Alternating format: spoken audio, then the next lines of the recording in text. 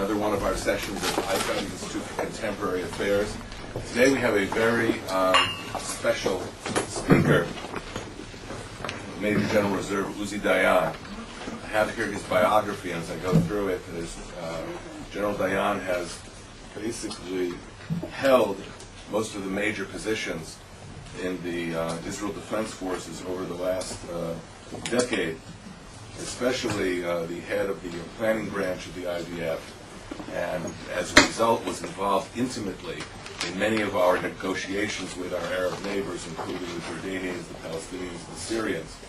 In '96, General Dayan was appointed to be head of Central Command, which, as most of you know, is in this sector of the country, including the area directed towards the West Bank. And he afterwards became the Deputy Chief of Staff of the Israeli Army. Finally, in his last position, he was the National Security Advisor, headed the Israeli National Security Council under both Prime Ministers Ehud Barak and Ariel Sharon. In the last 3 years, he's president of the Zionist Council in Israel and founder and president of the annual Sderot Conference for Social and Economic Policy. And the list goes on. General Dayan will be speaking about regional developments, and I'll just turn the floor over to him. Thank you.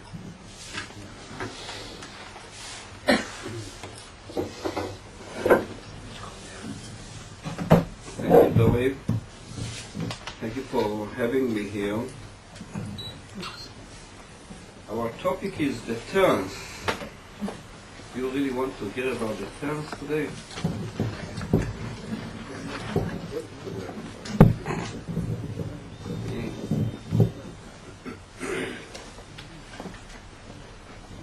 I feel like, somebody that his house is burning and is started talking about the insurance. This is more or less to talk about deterrence today in Israel. So let's try to talk about the insurance and the flames, the house at the same time.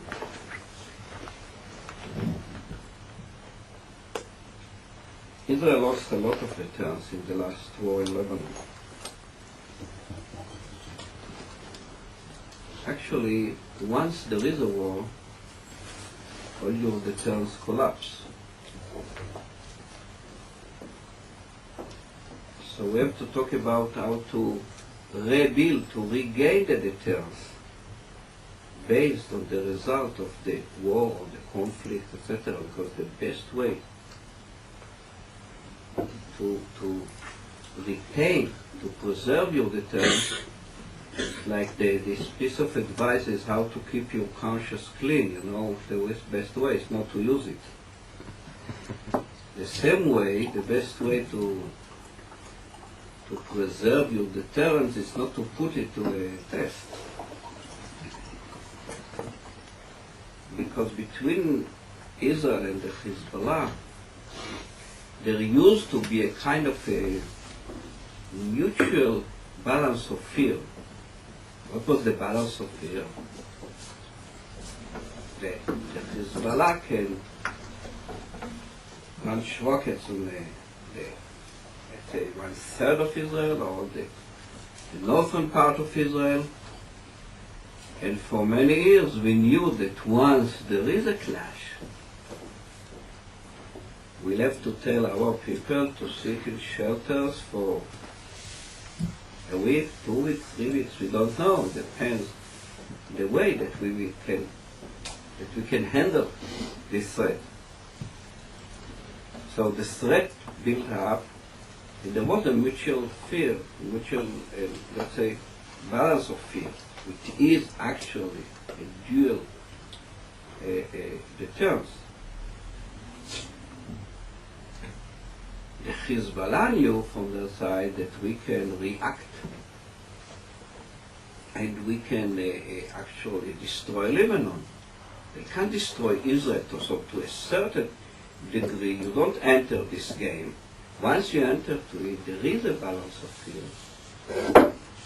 Because for at least a couple of days, week, 2 weeks, we can fire, they can fire.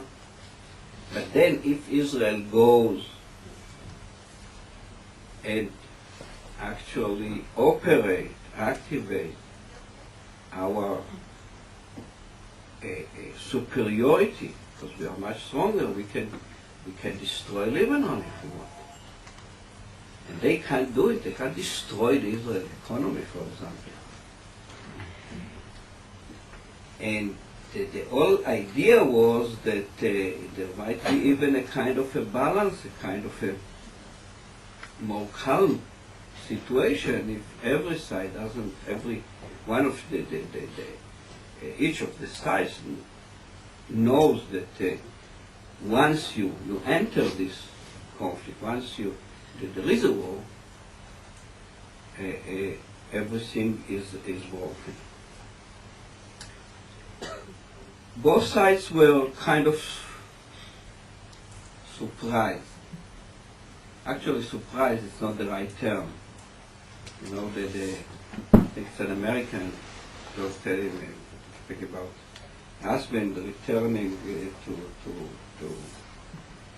to his house and find his wife is somebody in bed. So he's standing there and said, "I'm surprised." And the wife goes and says, "Darling, I'm surprised. You are shocked." So, in a way, that's what happened here. We knew about the Hizbullah's strategic capabilities, the rocket, Katyusha, another rocket and missile. And they knew that we are much stronger. And for some years, it worked. Quite well, by the way, because when we were in Lebanon, the Hizbullah were the Lebanese freedom fighters. When we left Lebanon, and actually we could have launched such a war when we were in Lebanon, but then every Lebanese said, okay, this was the Israeli point of view. Every Lebanese would have said, okay, the Israelis are occupier and the Hizbullah is our freedom fighters. When we left Lebanon, we said, if they will do anything, and we will react. So every Lebanese then will say, we don't want to suffer because the Hizbullah is determined to chase the Jews all the way to Jerusalem. And it worked for, I don't know, 6 years or so, 5, 6 years. It doesn't mean that they didn't violate it from time to time. Because one has to understand in the Middle East, there are two different conflicts, two different struggles, even war. One is the Palestinian struggle to get rid of the Israeli occupation, to have a Palestinian state and to gather freedom. But there is another war. Another war is the war that the Hizbullah is doing, also the Hamas from my point of view. And this is a kind of a war against the Israeli Islamic, fundamental war against the Israeli existence, the Jewish existence in the Middle East. This war hasn't been started at 67. It's not going to end, even if there will be a kind of a settlement, even if we will redeploy along the 67 line. And everybody here, you are the third, everybody here has to understand these two different. Sometimes we mix them, sometimes they have joint interests, but it's not exactly the same conflict, the same war. So in Lebanon it worked for a while. And then it was collapsed. Not because the two sides were surprised, but they were pretty shocked. We had to react. And I very much believe that the Hizbullah, that Hassan Nasrallah was thinking that he will get away with it. Israel will react, and after 2-3 days, everything will be back to normal, and he will capture two Israeli soldiers, and he's in a little bit better position. And then we will continue, as people like to call it, to manage the crisis. We could have won this war and keep our deterrence and even have a much better deterrence. When we are talking about deterrence against war, we're going to deter. We can't deter the Hizbullah. The Hizbullah is, we have to beat Hizbullah. No kind of deterrence in the same way that you don't deter Al-Qaeda. You have to fight against it, to fight it effectively. If you don't fight terrorism and guerrilla effectively, you leave the key to any progress in the hand of some terrorists who can derail it once they want. It doesn't mean that it doesn't mean that it doesn't help if you can achieve a kind of coexistence, for example, with the Palestinians. I talked about two wars. It doesn't mean that Israel don't have to try to achieve a kind of a coexistence of two states or two peoples, because it helps. It doesn't mean that it eliminated the other war or conflict or threat. Returning to Lebanon,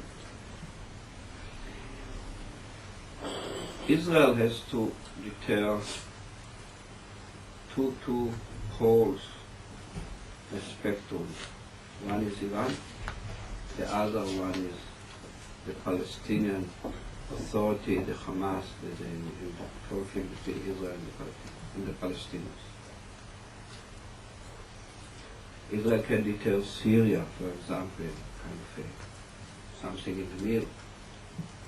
But the war in Lebanon,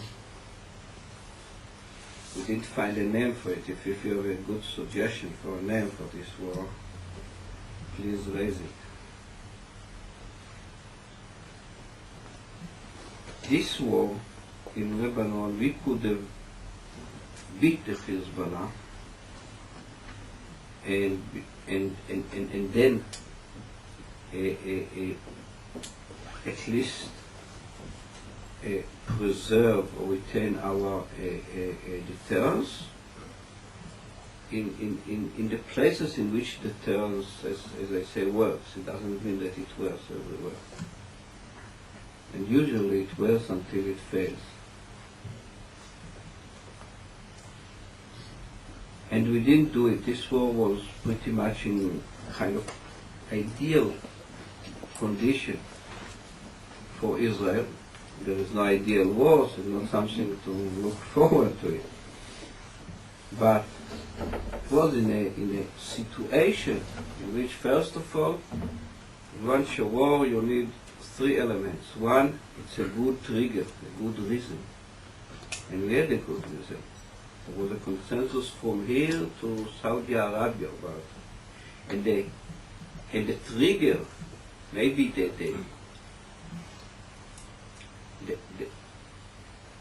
the trigger wasn't the kidnapped soldier. It was a kind of a trigger who started this war, but the real reason was the Hizbullah. Because everybody felt for a long time that enough is enough. And there are actually three militias in this region that work against anything which is stable, any progress that can be retained in this region. There's one in Lebanon, the Hizbullah, one the Palestinian Authority, the Hamas, and at least two major ones in Iraq. So you need a good reason. Where it was a just war. Two, You need a strategic goal, a goal for this war. And the goal should have been defined by Israel to beat the Hizbullah and to prevent Hizbullah from re-achieving, to regain its strategic capability, which are kind of short, medium, and long-range rockets. And especially to break this highway between Iran via Syria, Damascus, to the hand in the Hizbullah is a kind of autonomy, a terror autonomy and guerrilla autonomy in Lebanon.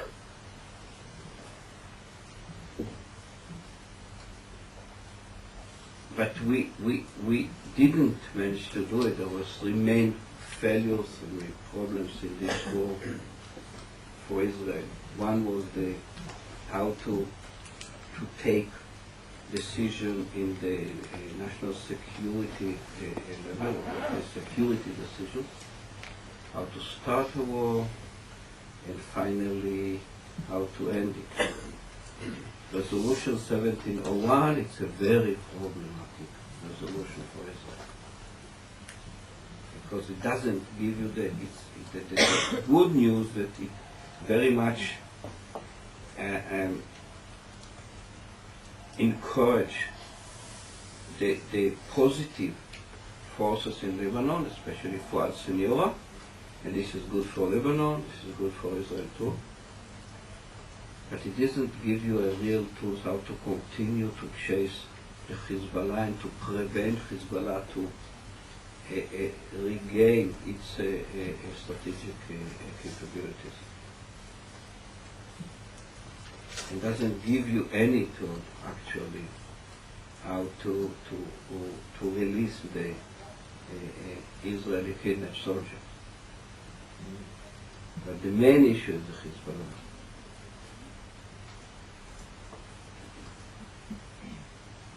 Second, and talking about decision making, I said that there are three elements needed to launch such a war: a good trigger, a good reason, a strategic goal, but there is something very important in the middle.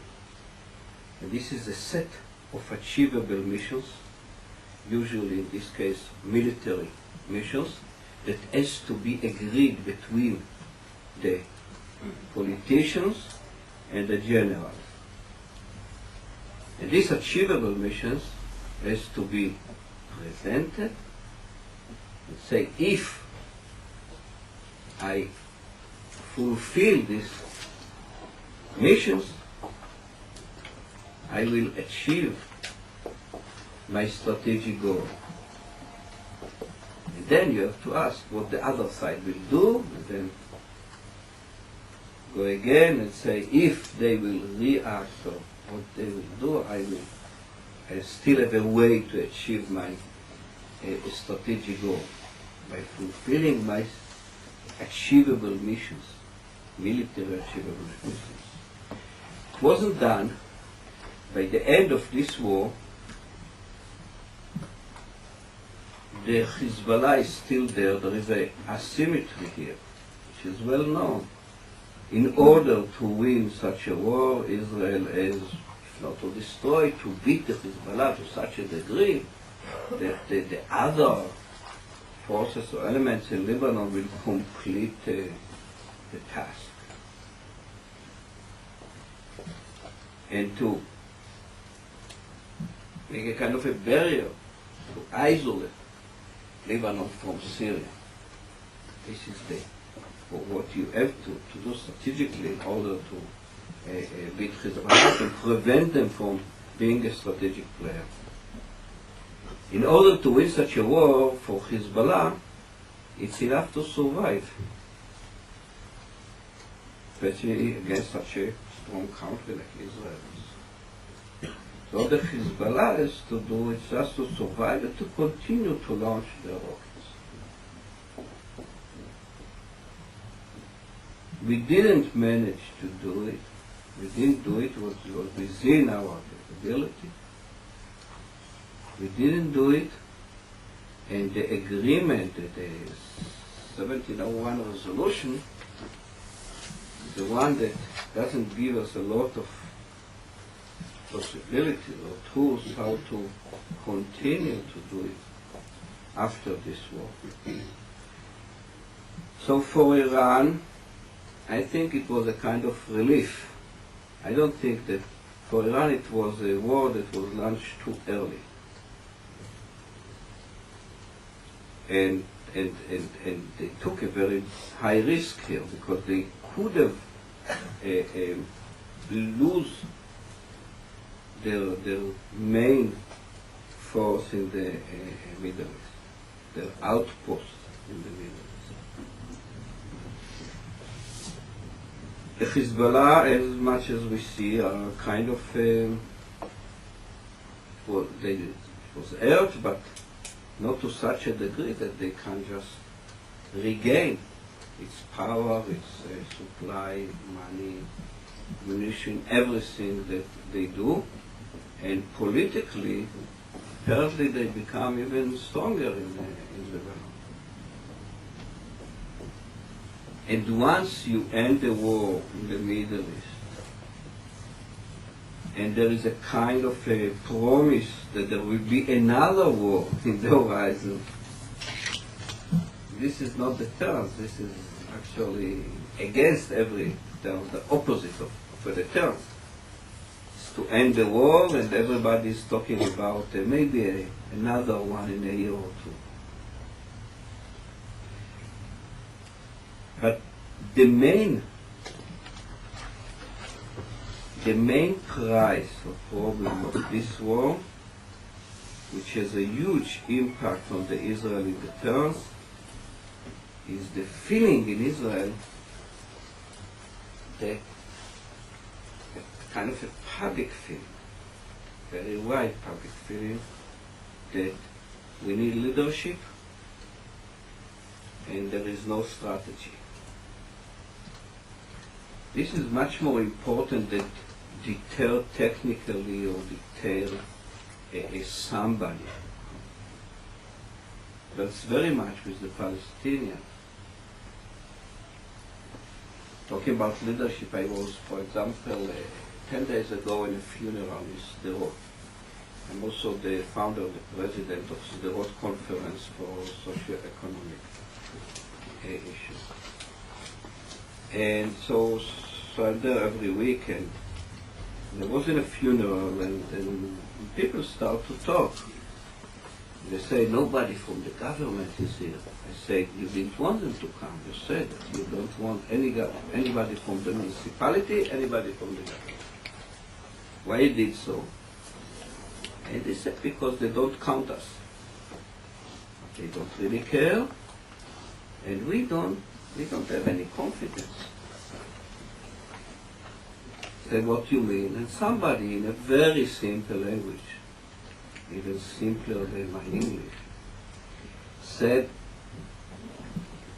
if they can't cope, if they tell us that there is no solution, there is no response to the Kassam rockets, how these people are going to deal with the Iranian nuclear threat?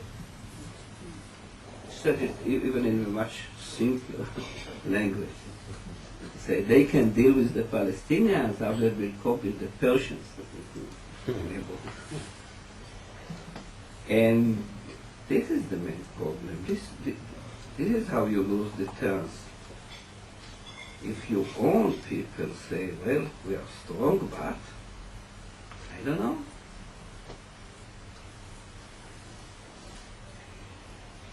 The issue of the kidnapped soldiers was very much hurt. Hurt very much the Israeli feeling and even the Israeli deterrence in the same way. It has nothing to do with the impact on a second or a third side. Just very simple. Let me tell you that there is an unwritten agreement in Israel that I can understand much better than other people living in the government. Because I served for 36 years, only in combat units. He was injured 3 times, never from the back, never in the back, let's say, from behind. And there is a kind of unwritten agreement which says we, the fighters, the families, the friends, we will do everything needed in order to defend our borders. And it was shown even in this war, just call us. We'll risk everything. We'll do everything needed in order to defend our borders. But if something happened to us, it's your duty to do everything possible, everything yourself. I'm not talking about no price, but you have to do in the same way that we did everything. You have to do everything in order that we shall return or we shall come again to our borders. Let's use the Bible language. And there is a feeling among the reservists that those 3 soldiers actually they fulfill their duty. But the state government can't deliver, don't do what government should do. It's already almost 5 months in the last in the coming week. It will be 5 months from this kidnapping. So this kind of issue, this kind of behavior, this kind of people feel that leadership is needed. And at the same time, strategy. Strategy is the right term for derech. It's not a vision, it's not a... Strategic direction. What? Strategic direction. Direction? No, okay. Goes together, leadership with a agenda, with a strategy. What are you doing? This was very much heard here for a different reason. And this was the, you know, for many years we tried the Oslo agreement approach, the Oslo process. It didn't work. There are different views here whether it was right or not and what is the reason exactly, but finally we didn't achieve a kind of, not even a partial good agreement or a series of agreements. And then we actually made a switch, which I was even an important part about it, and said, okay, we have to find another strategy. It wasn't the same time that Dori was also a counselor there to Prime Minister Sharon. I was his national security advisor. But we have a lot of differences in this. The main one was happened here in Jerusalem in the beginning of 2002. Beginning of 2002, it was January 2002. We were sitting here in a kind of a work meeting, and Sharon started and said, I said there are 4 issues on the agenda. I said, lead the agenda. I said, people told me, you know, this kind of meeting started, people told me, I heard this. I said, people told me that you are very much interested in demography. I said, can you tell me what demography has to do with national security? Wow. Wanted to scream the American, paraphrase, it's demography, stupid. But being a nice Jewish kid and in the same time is national security advisor, I said, what do you mean by, I said, after our time. And then he was the main Israeli concepts, political or national security concept, collapsed. One was called Eretz Israel Hashlema, Greater Israel. Still a concept, and a legitimate one. It's not one that I am support, of course, but it's a legitimate concept, but it was collapsed in the Israeli public opinion. Nobody is talking. Once you support the disengagement in Gaza, and I supported it because it was a step to the right direction, you can't. There's a support. You can support the Greater Israel, Eretz Israel Hashlema. But also the other concept actually collapsed. It was called land for peace. This is not land for peace. Nobody in Israel really thinks that we will give territories and we'll get peace. Almost nobody, okay? And the idea was, the concept, the approach, the strategy was disengagement. In this war, this concept was kind of collapsed because everybody said, come on, we leave Lebanon, Hizbullah is growing stronger there, and finally there is a war. We leave Gaza to the last inch, and we get the Hamas and the Kassam. So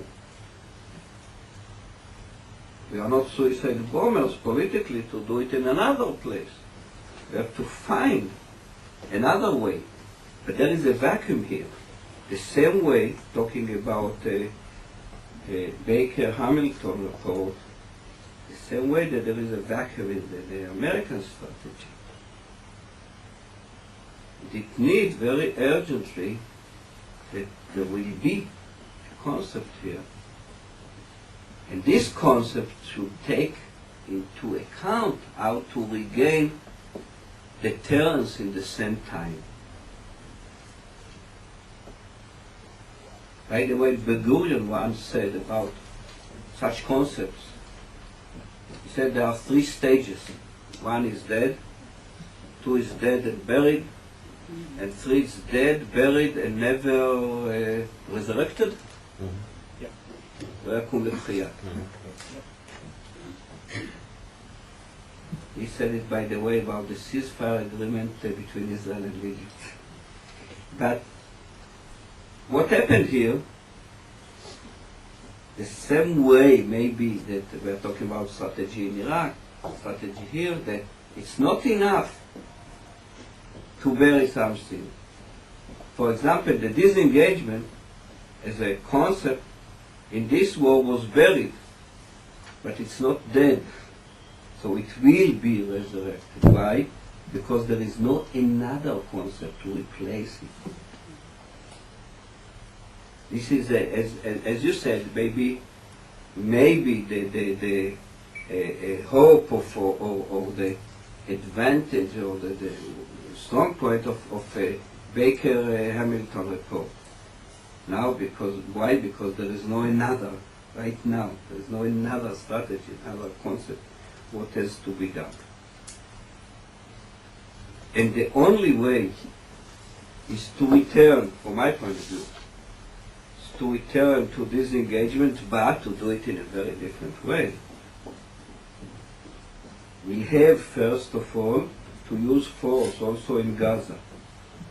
I think that we have to respect very much this kind of a strange ceasefire, and we have to respect it because, you know, my grandmother used to say, if there is an opportunity, you have to grab it, to hold it, give it every chance, because they say that the problems are coming on their own. And in the Middle East, there are not so many opportunities, so if there is one, let's give it a chance. But usually what's happening between us and the Palestinians, there is a ceasefire. We cease and they fire, and after 2 or 3 weeks or 2 or 3 months, everything collapses because there is no real basis, good basis for it. And if it will collapse, Israel will have to take a very tough decision. The Israeli decision might be to regain the deterrence and to prevent the Hamas becoming Hizbullah number 2 by returning to the Israeli-Egyptian borders and to occupy some areas, so let's say open areas in Gaza Strip, because if we don't give a response, a solution to the Hamas rockets, we can't talk about the terms. Can't even provide the basic security, personal security that is needed by the people. So I hope that we want to arrive to this point, but there is no guarantee. Here again, depends on leadership on the other side of the security fence within the Palestinians. Talking about Iran, I don't believe that we can deter Iran just by being strong and so on. And we are strong. Israel is not a weak country, but we are very vulnerable because we are just a pretty small country. If, I don't know, the Iranian will achieve nuclear capability, Israel is one of the targets. And being one of the targets, if we are hit, even if we are very strong and we are hit in one or two places in Israel, it's such a small country, it's in the center of Israel, that for 10-15 years there is a chaos here. Our children can go or not, where you can live or not, Aliyah and immigration, and everything is just because it's not the models of the two nuclear powers and so on. Two, if Iran will achieve such capability, it will proliferate very quickly to terror organizations like the Hizbullah. So one reason that you beat the Hizbullah or the Hamas, and even if not, it won't leak, they will be operating under a nuclear umbrella, Iranian nuclear umbrella. This is a very different story of terrorism. Different threat. And finally, it's not only an Israeli problem, we know. Because in, let's say, I don't know, 10, 15, 20 years, there will be another dozen nuclear states. Maybe Egypt didn't do it so far, maybe Saudi Arabia. You know who will be the main country that will try very hard to achieve nuclear capability? Iraq. The more Iraq will be free and the more Iraq will be democracy, they will try harder to achieve an equalizer. So, in a process of 10-20 years, the nuclear club will become a mob, a mafia of 20-30 countries, and this is unstable. This is an inherent unstable situation, unstable by definition. So it's a kind of a threat that we don't want to face. And the way to deter it is not by building equalizers and so. The way to deter it by moving from diplomatic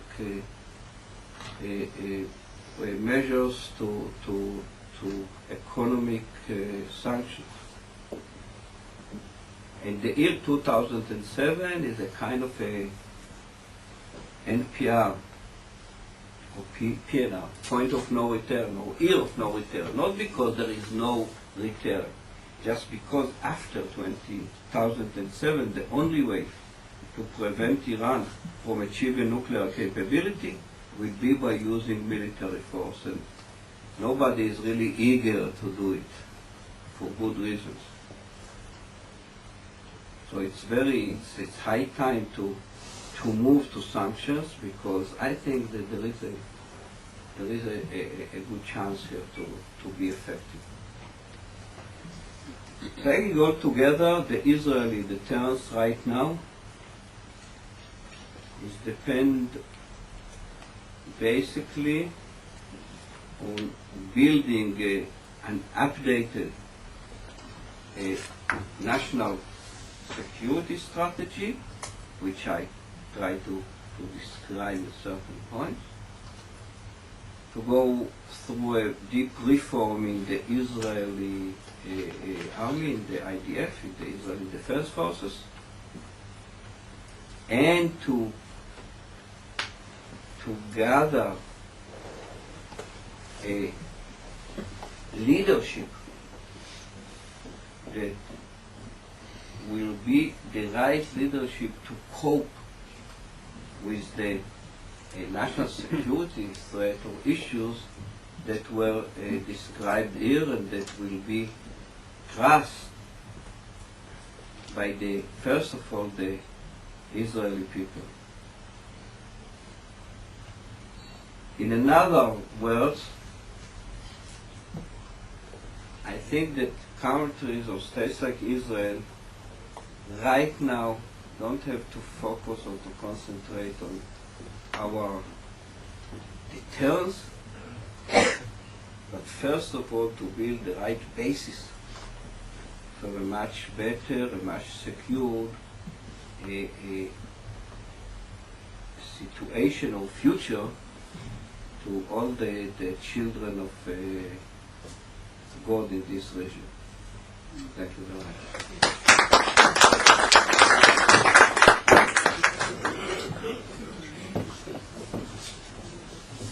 We have time for a few questions. Why don't we start? When people go to microphones and identify themselves. Major General Dan Diker, in this capacity from the Jerusalem Center for Public Affairs. I wanted to ask a question that stemmed from your observation that ultimately Israel would return to a disengagement strategy. It seems that from your analysis in Gaza, which is based on the fact that Israel's withdrawal from Gaza, lock, stock, and barrel, including civilian assets as well as military assets, has created an unprecedented security void in Gaza. You yourself were very much in favor and recommended to Prime Minister Sharon that that Israel retain control over northern Gaza, which did not happen. And today it's very clear from the military echelons here that Al-Qaeda, Muslim Brotherhood, Iran, Hizbullah, Hamas, Palestinian Islamic Jihad have taken control of the Gaza Strip and have created some sort of a strategic threat to southern Israel. It seems to me, extending from your analysis, that if that were to happen in the West Bank, which overlooks 80% of Israel's industrial capacity, 70% of its population, that we would face an unprecedented existential security threat in our major cities. So under that scenario, how do we look at this engagement that would create the same security void with worse ramifications as it has in Gaza?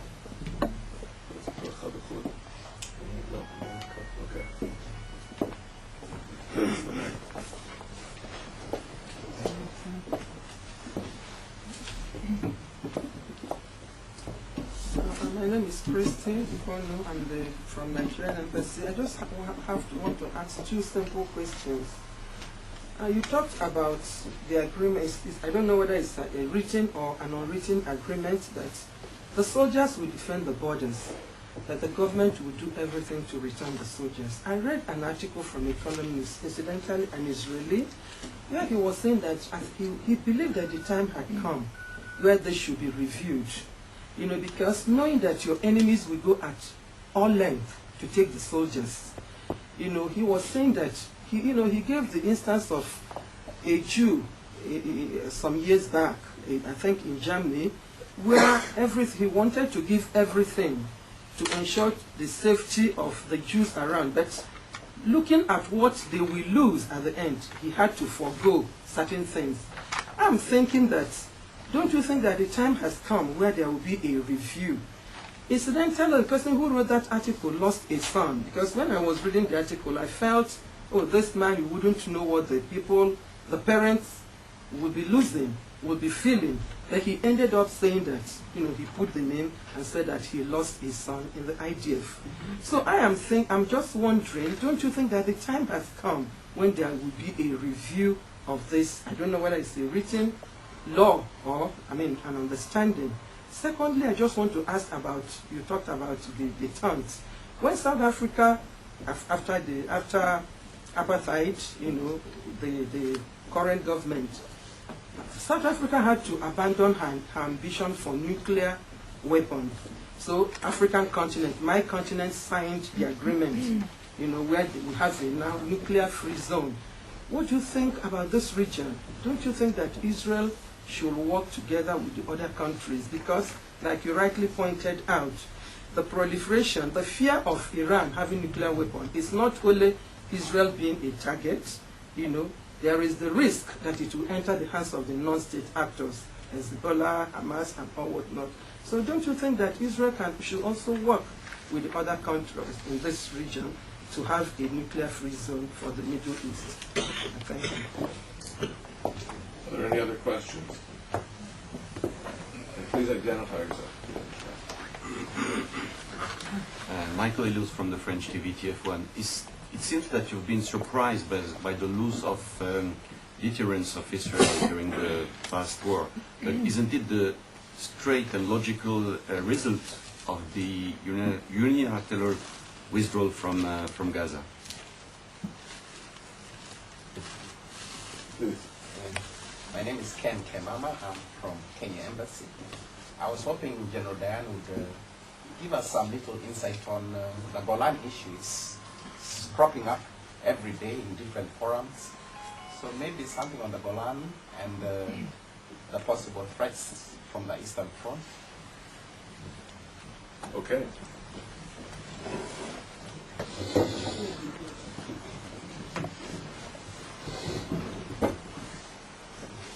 If you said I have a simple question, you said two simple questions. Not that simple. Let's say, first of all, there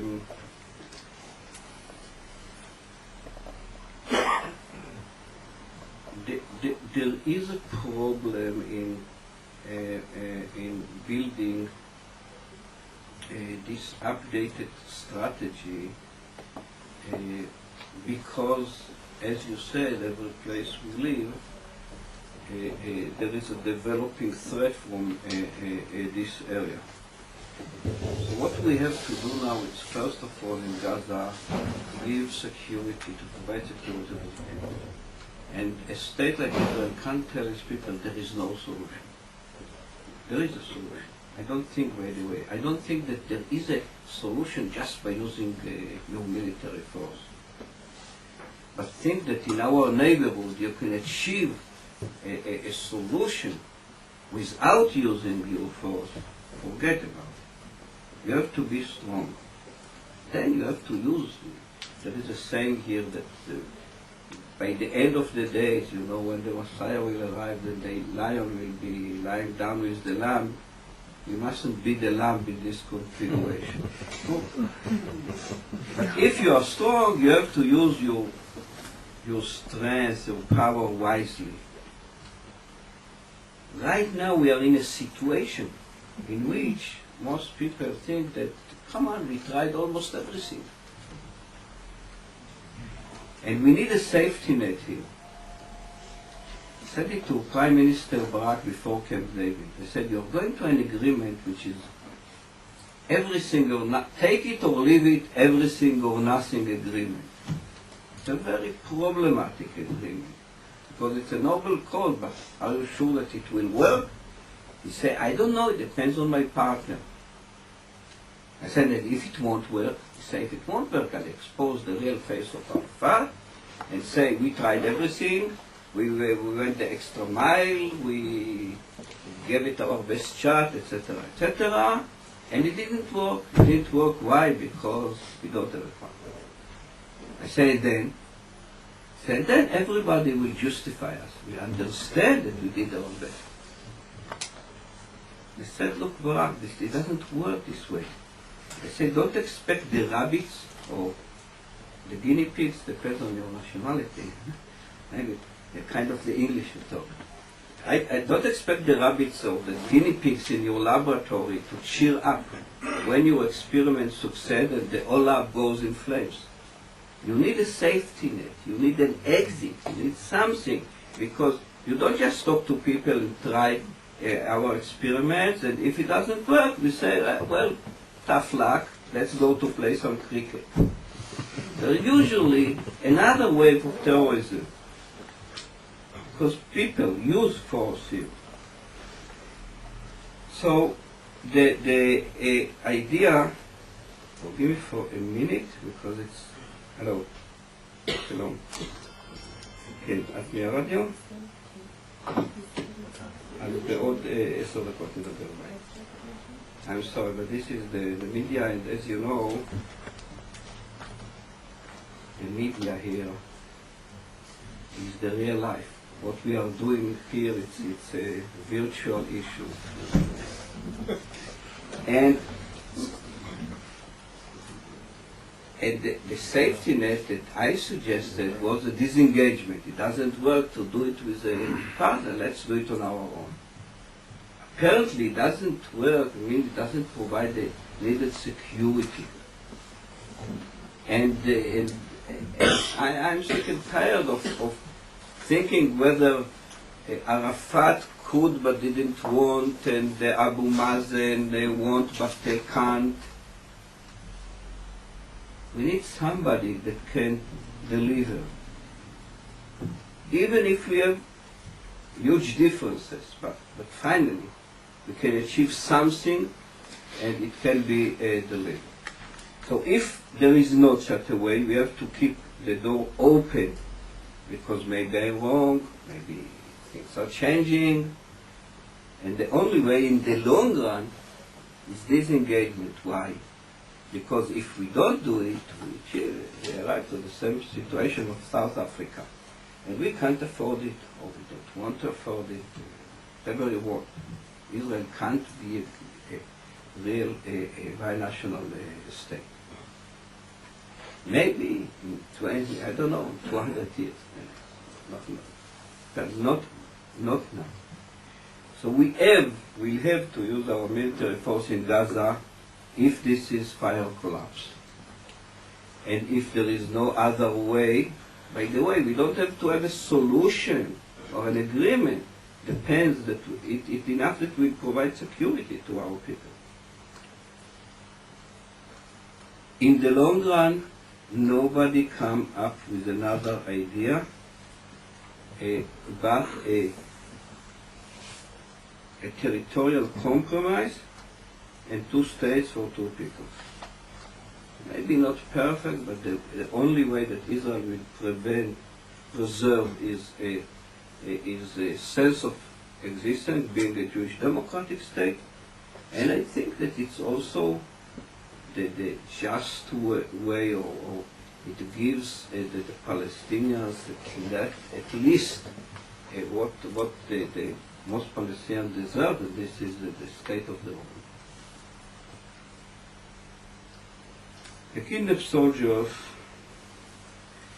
not by, and you were right. I said in the disengagement that I support it very much. It's a step to the right direction, but I think that we mustn't leave the Israeli-Egyptian border, and we are not in the part of the northern part of Gaza, and I said it's bad for the security. It has nothing to do with demography, and it's going to serve as a very problematic precedent later, because I was thinking about what will be later.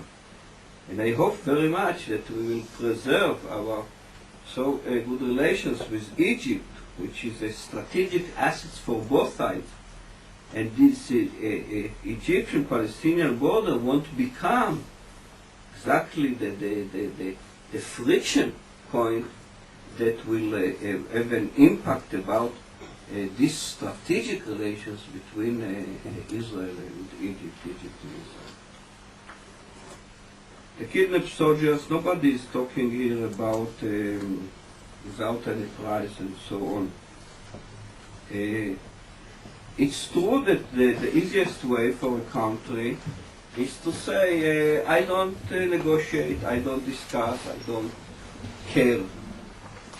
This is not the way it goes in Israel, and there is this is something in our national character, in our culture, and so on, and there is no other way to do it.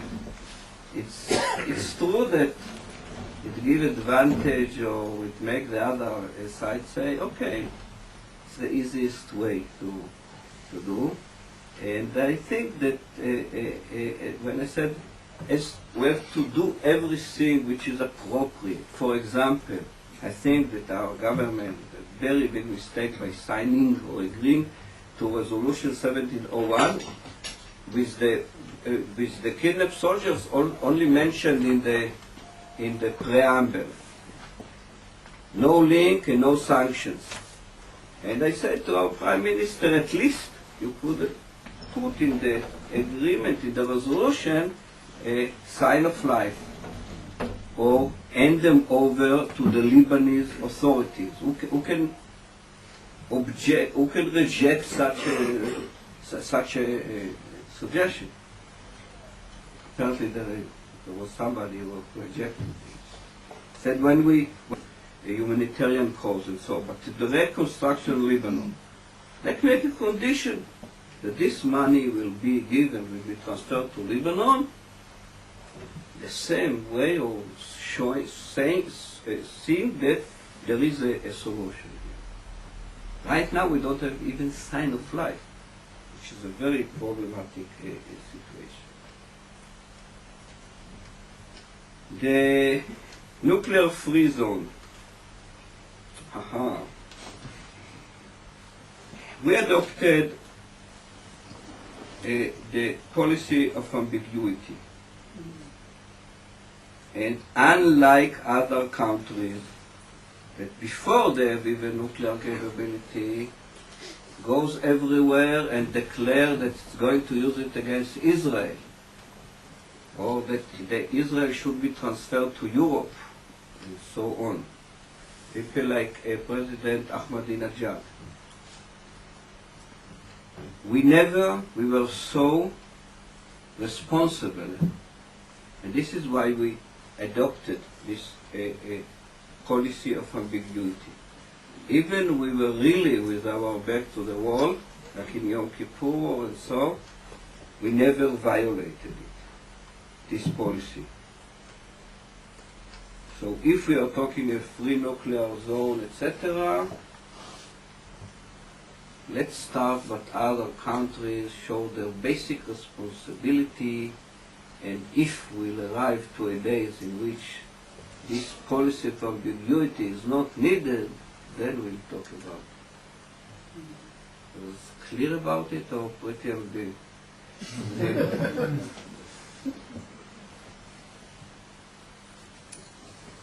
And finally, is Lebanon, is the losing of deterrence in Lebanon is to do with the way we left Gaza, we evacuated Gaza? Yeah, there is a connection. But don't misunderstand me, because some people say the way we left Lebanon is to do with the Palestinian or the Intifada, Intifada and so on.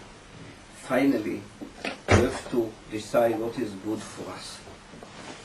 And for Israel, Israel has to be a Jewish democratic state, and for that reason, we have to find a way to achieve coexistence. I'm not talking right away about peace and so on.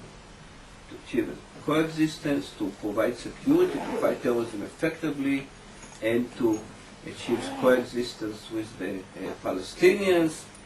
And we have to find a way that unlike Gaza, just we leave a place, it become immediately